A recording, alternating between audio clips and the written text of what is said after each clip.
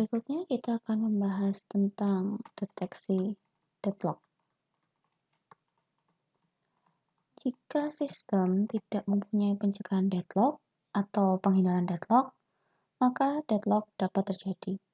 Jadi sistem sebisa mungkin menyediakan dua hal ini. Yang pertama, algoritma untuk memeriksa status apakah sistem dalam kondisi deadlock atau tidak. Jadi untuk menentukan apakah terjadi deadlock atau tidak. Yang kedua, sistem harus bisa menyediakan algoritma untuk recovery atau memulihkan jika terjadi deadlock. Kita bahas yang pertama, algoritma untuk memeriksa sistem. Jika kita asumsikan hanya ada satu instance untuk setiap tipe sumber daya. Nah, ini kita bisa menggunakan bantuan dari graph. Jadi di sini ada yang disebut dengan wait for graph. Nah, ini yang grafik ini akan menunjukkan proses apa yang menunggu proses apa. Jadi ini sebenarnya adalah resource allocation graph yang dihilangkan node sumber dayanya. Jadi semisal kita punya resource allocation seperti ini. Resource allocation.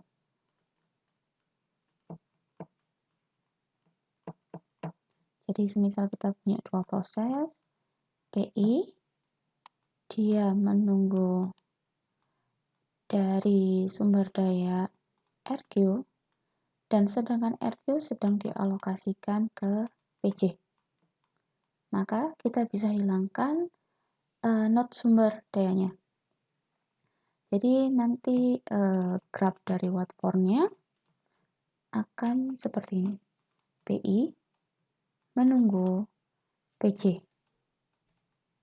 Jadi PI akan menunggu PJ untuk melepaskan sumber daya yang dibutuhkan. Jadi pada saat kita memappingkan dari resource allocation graph ke wait for, kita harus menghilangkan node sumber dayanya dan nanti edge-nya langsung menuju kepada proses yang kita tunggu. Jadi semisal kita punya resource allocation graph seperti ini. Ada P5, di sini ada R3, R4, R1, P1, R2, P2, P3, P4, R5. Jadi ini hanya ada satu instance untuk setiap jenis sumber daya.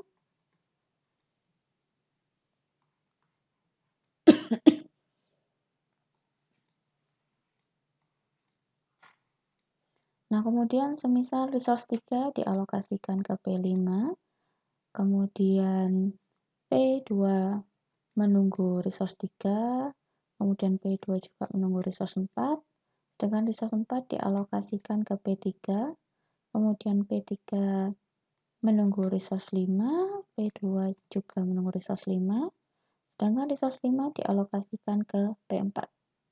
P4 menunggu resource 2 dialokasikan ke P1, P1 menunggu R1, dan R1 dialokasikan ke P2. Ini bisa kita buat graph-nya, wait for. Jadi syaratnya tadi proses harus menuju resource, kemudian resource-nya dialokasikan ke siapa. Jadi untuk edge-nya ini dua-duanya harus terpenuhi. Kita mulai dari P2. P2 meminta R5 dan R5 dialokasikan ke P4. Sehingga nanti grafiknya P2 menuju P4. Kemudian di sini juga P2 menunggu R4 dialokasikan ke P3. Sehingga P2 juga menunggu P3. Kemudian kita lihat P3, P3 meminta R5, R5 dialokasikan ke P4, maka P3 juga menunggu P4. Kemudian P2 meminta R3 dan R3 dialokasikan ke P5, maka di sini graf wait for-nya P2 ke P5. Kemudian kita lihat P4 menunggu R2 dialokasikan P1, jadi P4 juga menunggu P1. Kemudian kita lihat P1 menunggu R1, sedangkan R1 dialokasikan ke P2, maka P1 akan menunggu P2. Nah, jadi mappingnya dari resource allocation, kita bisa mappingkan ke dalam wait for graph. Bisa teman-teman perhatikan di sini, jika terjadi cycle, maka terjadi deadlock. Nah, ini gimana caranya kita melihat ada suatu deadlock atau tidak menggunakan wait for, dengan asumsi satu resource hanya ada satu buah instance. Ketika kita punya banyak instance, maka kita perlu tambahan struktur data untuk melakukan pengecekan.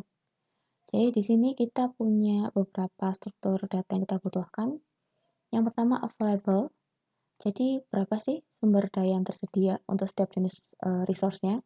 Jadi nanti punya panjang M untuk masing-masing tipe sumber dayanya. Kemudian allocation untuk masing-masing setiap proses, dia telah dialokasikan berapa untuk masing-masing sumber daya. Kemudian request, ini isinya adalah permintaan saat ini dari setiap proses untuk masing-masing sumber dayanya. Jadi ketika kita ada request untuk I dan J sama dengan K, berarti di sini I menandakan indeks dari proses. Jadi proses I meminta sebanyak K untuk sumber daya J. Nah, kemudian algoritma deteksinya akan seperti ini, pseudocode-nya. Yang pertama, kita menginisialisasi untuk matrix works sama finish. Jadi work-nya nanti kita inisialisasi dengan nilai dari available. Kemudian nanti untuk semua proses, maka finish-nya false. Jika nanti setelah dialokasikan, maka finish-nya menjadi true. Kemudian kita mencari indeks I, jadi proses keberapa yang memenuhi syarat 2 ini. Yang pertama, dia belum finish, jadi finish I sama dengan false. Kemudian request proses tertentu, request I, ini harus kurang dari sama dengan work. Jika ada yang memenuhi, kita ke langkah 3, kita update nilai work dengan menambahkan nilai allocation dari proses I. Kemudian kita ganti nilai dari matrix finish I menjadi true. Kemudian kita looping ke langkah 2. Nah, ini dilakukan terus-menerus sampai nanti tidak ada indeks I yang memenuhi ini. Jadi kita bisa ke langkah 4.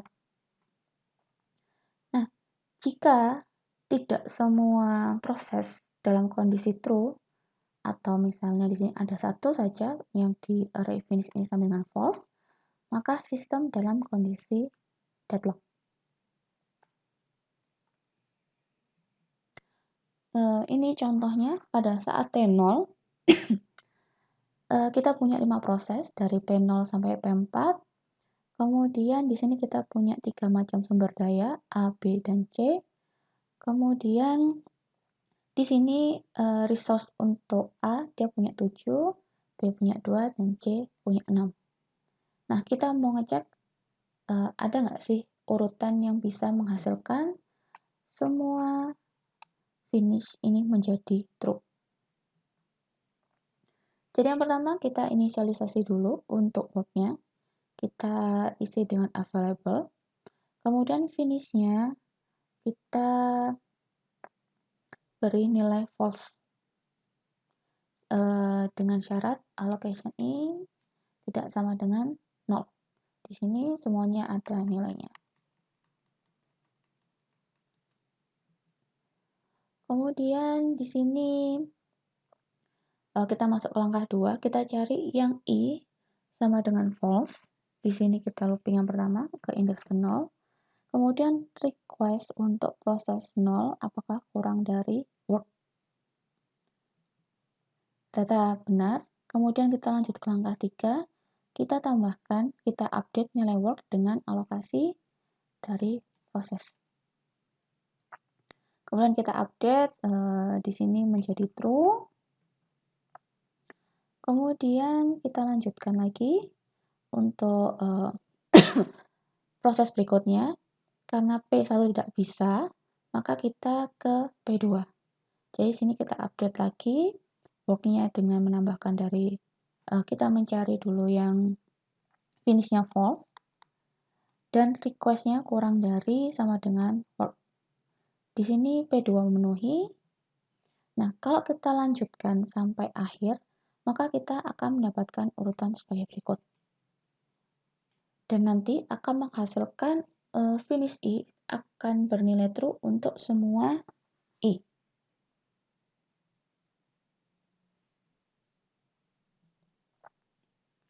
Nah, kalau misalnya P2 ternyata meminta tambahan anggota jenis C.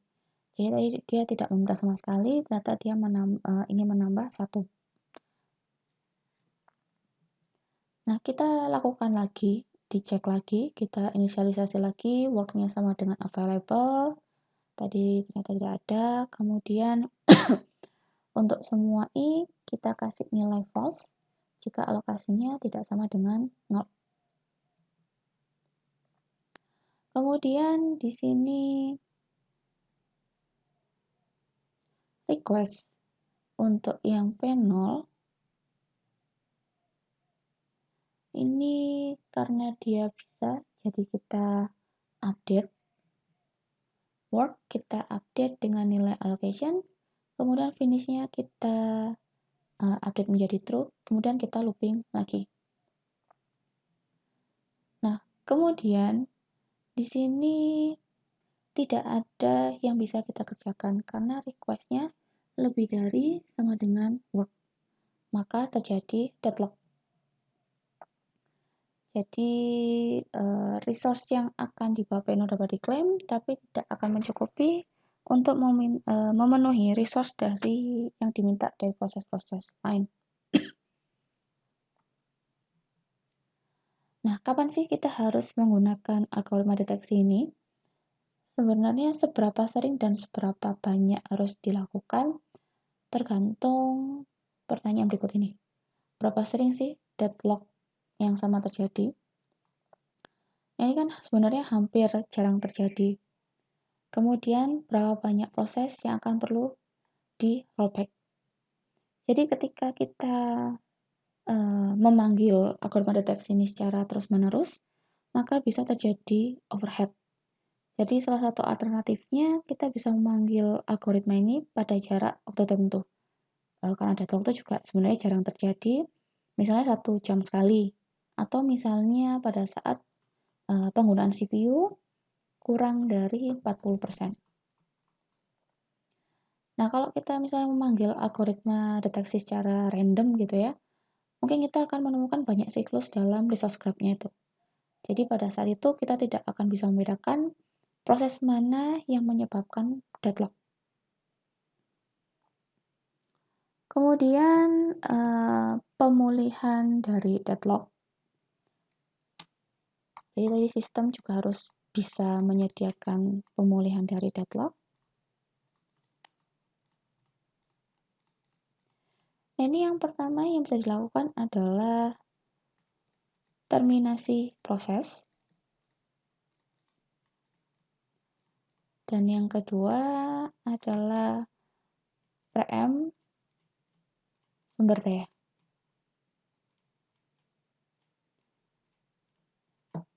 Kita bahas yang pertama dulu, yang terminasi proses. Jadi sistem akan mengambil sumber daya yang teralokasikan pada proses yang diterminasi. Jadi ada dua metode. Metode yang pertama, kita melakukan abort, terminasi semua proses yang deadlock. Ketika kita melakukan abort pada semua proses yang deadlock ini, solusi ini pasti bisa menghentikan deadlock. Tapi dengan biaya, dengan cost yang sangat besar. Karena bisa jadi suatu proses itu sudah berjalan sangat lama dan hasil dari komputasinya harus dihapus. Sehingga nanti harus dijalankan ulang. Kemudian metode yang kedua, kita abort satu proses pada satu waktu sampai nanti siklus deadlock tidak ada. Kelemahan dari metode ini bisa menyebabkan overhead karena setiap kali proses dihapus maka harus ada pengecekan ulang dengan algoritma. Pertimbangannya bisa banyak hal, misalnya prioritas, lama proses, atau tipe resource yang digunakan. Jadi ketika kita melakukan abort pada suatu proses, bisa jadi terjadi ketidakbenaran dalam proses tersebut. Kemudian pemulihan dari deadlock yang kedua, preempt sumber daya. Jadi kita akan melakukan preempt beberapa sumber daya dan berikan ke proses lain. Jadi sumber daya yang sudah di-preempt kita berikan ke proses lain supaya siklus dari deadlock tidak terjadi. Nah, di sini ada 3 hal yang perlu kita pertimbangkan.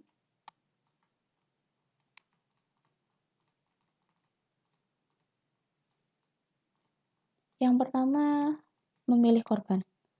Proses mana yang bisa kita korbankan? Sumber daya yang mana? Kemudian bagaimana cara meminimalkan biaya? Contohnya seperti berapa banyak sih jumlah sumber daya yang dipegang oleh proses yang deadlock? Dan berapa lama waktu yang sudah dipakai oleh suatu proses? Yang nomor 2, rollback. Jadi rollback ini kan kembali kepada suatu titik tertentu. Jadi misal di sini kita punya suatu titik dari suatu timeline, di sini dia save state. Kemudian seiring berjalannya waktu, proses berjalan dengan resource, kemudian misalnya di titik ini terjadi deadlock. Maka kita harus melakukan preempt sumber daya yang tidak tersedia. Nah, baru saat ini kita harus melakukan rollback. Kembali kepada save state.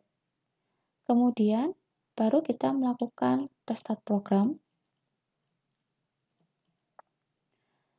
Nah, permasalahan yang muncul di sini adalah sulit untuk menentukan kapan terjadinya save state. Solusinya, kita bisa melakukan total rollback. Jadi abort semua, kemudian melakukan restart. Walaupun lebih efektif melakukan rollback sampai tidak ada deadlock, metode ini akan membutuhkan sistem untuk menyimpan semua informasi status dari semua proses yang berjalan. Kemudian, pertimbangan yang terakhir, starvation. Nah, bagaimana sih caranya kita untuk memastikan tidak terjadi starvation ini? Karena bisa jadi suatu proses akan selalu kena preempt. Nah, solusinya bisa kita lakukan dengan menentukan jumlah berapa kali suatu proses bisa terkena preempt atau menjadi korban. Nah, ini pertimbangan yang bisa kita pikirkan.